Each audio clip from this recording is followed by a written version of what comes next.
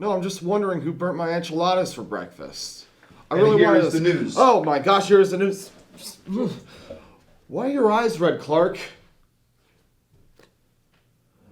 Anyways, ladies and gentlemen, welcome back to another episode of the Haydenfilms Minutes. I am your host, Alec Barber, but before we get into the news, we would like to say that this episode of the Haydenfilms Minutes is sponsored by the $10,000 Haydenfilms 1.0 screenwriting competition found on filmfreeway.com, where if you have a short film script, you can enter into our $1,000 competition, where if you have a full screenplay that is acceptable to the terms in Film Freeway, you can enter for $10,000. So screenplay writers and screenwriters in general, head on over to filmfreeway.com for the Haydenfilms 1.0 screenwriting competition. Now, on to the news. From an article from ABC, Netflix is raising the U.S. streaming prices amid the booming growth.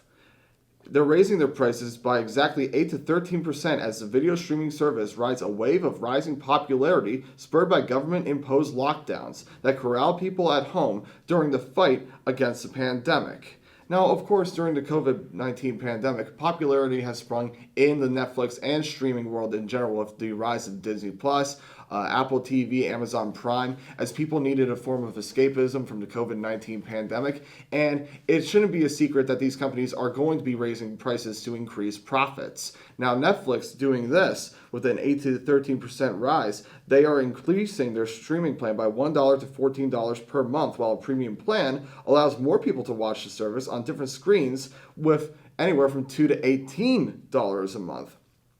Now, this arises an issue because with the COVID-19 pandemic and people already strapped for cash as it is, can the customer basis for Netflix simply keep up with all the prices going on right now? Or will they dramatically lose subscriptions as there's an influx of pricing? There's many alternatives out there. For example, of course, Apple TV, Walt Disney's Disney Plus, and of course the Amazon Prime plans, some of them charging as little as $7 to $5 per month, and offering a little bit more diverse content than what Netflix has, with a variety of Netflix originals, of course. But with Disney Plus, you get all your Disney classic movies, and with Amazon Prime Watch, you can also have a variety of different movies ranging from the classics, even to some Amazon Prime originals. So there's a little bit of haze going on with all these different companies competing, getting either the highest prices or the lowest prices. And it's going to be interesting where our customers go from here. Are you personally a Netflix watcher, or are you with Apple, Amazon Prime? We would like to know what your answer is in the comments below. And if you'd like to watch more Haydenfilms Minutes with more relevant topics to these, you be sure to click the link in the subscribe below. And if you'd like to check out previous Haydenfilms Minutes, simply check above. And yeah, that concludes it for this article. But we're now going into something a little more serious, if I say. Lazada RedMart data breach puts up data of 1.1 million customers on the dark web from latest hacking news. Now, a Singapore e-commerce giant, Lazada, has recently disclosed a data breach affecting RedMart customers. 1.1 million of Lazada RedMart customers' information is now on sale on the dark web. This includes credit card information, addresses, identity, and phone numbers. While it was only affecting the customers that were on the previous RedMart database on the old RedMart app and site that was updated until 2019, still, that's 1.1 million people whose information has been compromised on this site, and there has been yet less information to disclose at the moment. It's a dangerous world that we're in with the world of technology. I mean, we use the internet every single day. We purchase things on e-commerce websites such as Lazada or Amazon or RedMart for that matter, and we are putting our own lives, our own financial security, and even our own family's security into the risk of third-party vendors only to purchase a few things. And this data breach just goes to show how vulnerable websites can be, and your information can be on the internet if you're not too careful with it, which is why we have seen such an influx of VPN alternatives to ensure that your security is not being breached on the dark web.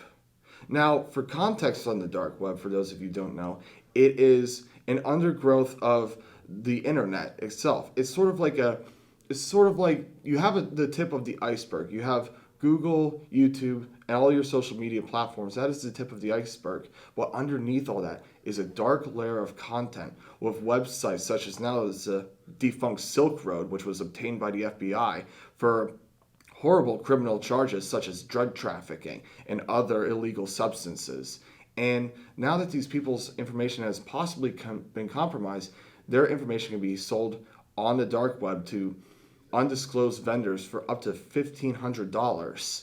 And that's a dangerous thought, that your security and possibly your family's security, your financial security can be compromised just for a few $1,000s.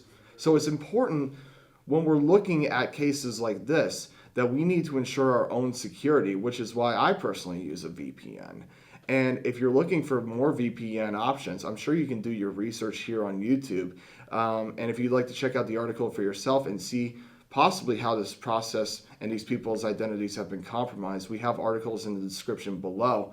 But yeah, I hope these people can make it through, and I hope they're able to obtain their information back, because this is compromising. This is dangerous, especially in a time like these when we don't know if people are going to survive with their financial security as it is. The last thing you want is somebody in the dark web obtaining your information, doing God knows what with it. If you'd excuse my French there for a moment. That includes this article. But you know me, ladies and gentlemen, I always like to end things on a positive note. And what could be more positive than virtual reality? From GameSpot.com. VR support on the PS5 requires PS4 versions of games. The PS5 does not have its own VR headset yet, and that's the important word, meaning VR support is achieved through backward compatibility even on new games. So, with the PS5 coming out soon and its own virtual reality headset in the making, it would make sense that PS5 games could be played on a PS4 virtual reality headset, but that's simply not the case. But you can play all your previous PS4 games on the PS5 with your PS4 headset, which is a nice solution because PlayStation and Sony Entertainment has always been known for their back generation gameplay, with PlayStation 2 being able to play PS1 games, PS3, PS4, and so on and so on. One of the prime examples is you can now play Hitman 3 with your virtual reality PS4 VR headset on a PS5 station. So you could be Agent in 47 and really show them how sneaky you are. But I want to know who your favorite PlayStation or Sony Entertainment protagonist is. Could it be Jak and Daxter? Spyro? Why don't you leave your answer in the comments below and show us how excited you are to be able to play possibly your main protagonist in virtual reality console gaming. Ladies and gentlemen, that concludes the minutes for today. And once again, I am your host, Alec Barber. We've covered a lot of topics today, and don't forget this was entirely covered by the Haydenfilms $10,000 1.0 screenwriting competition on filmfreeway.com. And if you'd like to check out previous episodes of the Haydenfilms Minutes, they're right up here. And if you'd like to continue to watch and interact with our content, once again, subscribe with the like and subscribe button down below. Once again, ladies and gentlemen, this is Alec Barber telling you to stay healthy, stay informed, and stay safe.